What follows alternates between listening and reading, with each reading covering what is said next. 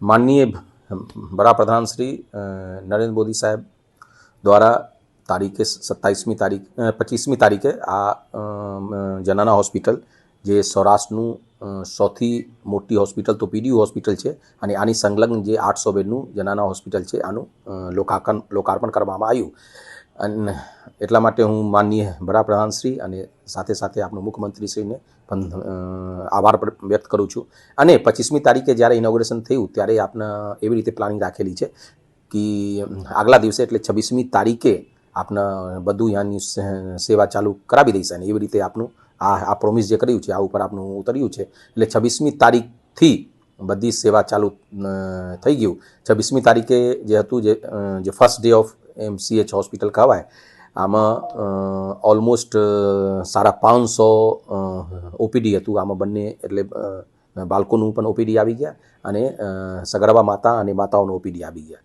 પછી ત્યારે ઓલમોસ્ટ 4 વાગે એટલે 3:30માં એક સગર્ભા માતાનું માતા એડમિટ થઈ અને પછી અને 4 વાગેની 2 મિનિટે બપોરે એક બાળકનું નોર્મલ ડિલિવરીથી જન્મ થયું.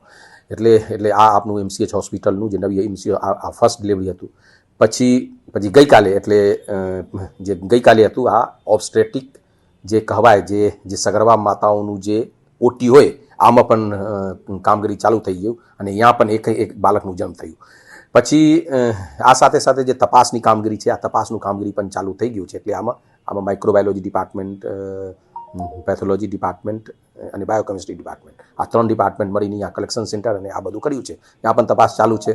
પછી અહીંયા અલ્ટ્રાસોનોગ્રાફી પણ ચાલુ છે. અને એટલે આપણું કહી શકીએ કે સંપૂર્ણ રીતે ત્યાં જે બાળકોનું વિભાગ છે અને માતાઓનો વિભાગ છે, સગર્ભા માતાઓનો વિભાગ છે આ બધું ચાલુ થઈ ગયું છે. અને મને લાગે છે કે આ જે સૌરાષ્ટ્રનું સૌથી મોટી હોસ્પિટલ અને આપણું કહીએ જે ગુજરાતનું સૌથી હાઇટવાળું અને સૌથી વધારે હોસ્પિટલ આ જે સંકલ્પ સાથે જે આપણે સરકારશ્રી આપ્યું છે, જે આપણે સૌરાષ્ટ્રની જનતાનું ભેટ આપ્યું છે, લોકાર્પણ કર્યું છે, આ માટે હું પીડીયુ હોસ્પિટલ તરફથી એવી રીતે સંકલ્પ સાથે આપણું આગળ વધવાનું છે ટીમ પીડીયુ સાથે કે સૌરાષ્ટ્રની જનતાને સારી સેવા આપીએ અને કોઈ પણ મુશ્કેલી આપણે આવવા નહીં દઈએ. 0 રેફરલ પોલિસી એટલે 0 રેફરલ પોલિસી સાથે આપણું આગળ વધીએ છીએ.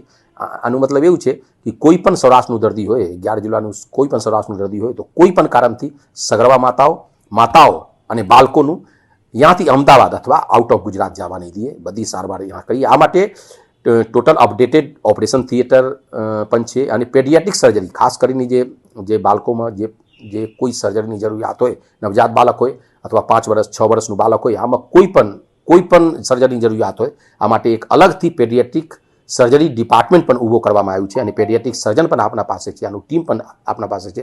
એટલે સંપૂર્ણ સારવાર આ એક મેડિકલનું સારવાર હોય અથવા સર્જિકલ સારવાર હોય, આ સંપૂર્ણ સારવાર આપણે અહીંયા આ MCH હોસ્પિટલમાં કરવાનું આપણું પ્રયાસ છે.